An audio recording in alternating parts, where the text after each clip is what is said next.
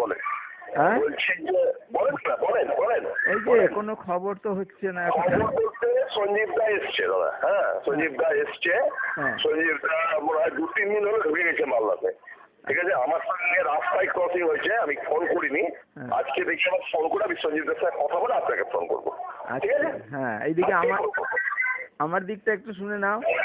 আমরা 1.5 মাস পার হয়ে গেল, আমি তো ধৈর্য হারা হয়ে গেছিলাম। তারপরে বরুণ স্যার এসেছিল, বরুণ স্যার বলে চলো আমি আইসি, খুব ভালো রিলেশন আছে, আইসির কাছে নিয়ে যাচ্ছি। কেননা আইসি তো আমার আত্মীয়কে তো বলেও রেখেছি, কিন্তু যাওয়া তো ঠিক না, তাও নিয়ে গেল। তো আইসি যা বলার বললো, আমি রিটেন কিছু দিলাম না। এবার ও পরের দিন থানায় ডেকে সবার সঙ্গে কথা বলে, ওদের চেম্বারের সভাপতির সঙ্গে কথা বলেছে আইসি আমাদের সঙ্গে। এই করে একটা যা তৈরি হয়েছে, তাতে এখন ওই কাস্টমার চিফ ম্যানেজার কি বলেছে না বলেছে, আমাকে ডেকে প্রচণ্ড ধমক চমক কয়েকদিন আগে 23 তারিখ 22 তারিখ 23 তারিখ থেকে আমি মেডিকেল লিভে। চিফ ম্যানেজার, আমাদের ব্যাংক চিফ ম্যানেজার আর ওই সেকশনের অফিসার সব। আজকে আপনাকে আমি একটা কথা গোপন করতে করেছিলাম, আপনাকে বলি, এখন আপনাকে ক্লিয়ার বলি। তখন হচ্ছে আপনার ব্যাংক কিন্তু আপনার পছন্দ হয়ে গেছে, আমি জানি তো। আমার না যে কোনো হলেই আগে ফোন করেছিলাম, করতে গেছিলাম, করতে গিয়ে আমি বললাম না, কারণ ব্যাংক এটাতে কিছুতেই রাজি না। ব্যাংক পরিষ্কার বলছে এটার মধ্যে কাস্টমারের কোনো ফল্ট নাই, টাকা বহু রকম হারিয়ে গেছে, মানে বাজে অবস্থা, মানে যা অবস্থা মানে আপনি জানেন না।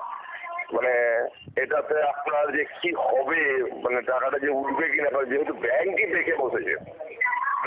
এবার টাকাটা তো ওঠা দূরের কথা, আমাকে আক্রমণ করছে, আমাকে ভয় দেখাচ্ছে, অ্যাকশন দিবে, এই করে ওখানে গেলে আপনার গ্রস মিসকন্ডাক্ট এইসব। তার ফলে আমি অসুস্থ হয়ে বাড়িতে এখন ছুটি নিয়ে বসে আছি, এই অবস্থা। শোনেন, আমি ঘটনাটা জেনে আপনাকে ফোন করতাম যে এরকম ঘটনা কিন্তু ঘটেছে। আপনাকে ব্যাংক পরিষ্কার বলছে কাস্টমারের কোনো ফল্ট নেই, কোনো ফল্ট নেই। এটা টাকা মানে ওখানে মানে মিসিং হয়েছে, ব্যাংক এটা বিশ্বাসই করছে না। মানে কাস্টমার আমি ঠিক মতো যতটুকু করেছি তাতে আমার কাছে খুবই খারাপ রিপোর্ট দিচ্ছে। মানে যেটুকু করতে গেলে তাদের ব্যাংকই তো পুরো উল্টে আছে, একদম পুরো উল্টে আছে। আর আমার তো হাত পা বাঁধা, ভয় দেখাচ্ছে, কারণ নিয়মটা আমি জানি এটা ঠিকই নিয়ম, অ্যাকশন ব্যাংকেরই নেওয়ার কথা। কিন্তু ব্যাংক অ্যাকশন তো দূরের কথা, পুরো আপনার এগেনস্টে কথা বলছে। কিন্তু বিষ্ণু ঘোষ আরেকটা ট্রে ভেতরে যে ট্রেতে করে টাকা গেল, ওই ছবিটা দেখতে এসেছিল, ওটাও দেখেছে। আমি ছুটি ছিলাম ওই সময় দেখেছে। আমার ওই বোর্ডের ছেলেটা ফোন করে টাইম ডেট জেনে নিল, বললাম ওটা একদম ক্লিয়ার এসছে। আমি একটা জিনিস অবাক হয়ে যাচ্ছি যে ব্যাংক কেন এটাতে জিনিসটাকে চাপা দিতে চাইছে, এটা আমার মাথায় ঢুকছে না কিছুতেই। এটাই আমার ব্রেনে ঢুকছে না। আপনাকে আমি মানে বলবো না, হ্যাঁ, কিন্তু ব্যাপারটা ব্যাংক খুবই খারাপ অবস্থায় মানে আছে আপনার পিছনে, মানে এটা পুরোটাই আপনার ক্ষতি করার জন্য এই জিনিসটা মানে পুরো চেপে দেওয়া হয়।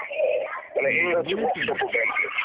এই ক্ষেত্রে সঞ্জীব দা এসছে, দেখি সঞ্জীব দার সঙ্গে একবার বসি আমি, সঞ্জীব দাকে দিই, মানে বুঝিয়ে বাজিয়ে। এখন ব্যাংকের দিক থেকে যদি পুরো প্রেশারটা থাকতো না, টাকাটা পেতে কিছু অসুবিধা হবে না, কিন্তু ব্যাংক একদম উল্টো লাইনের কথা বলছে।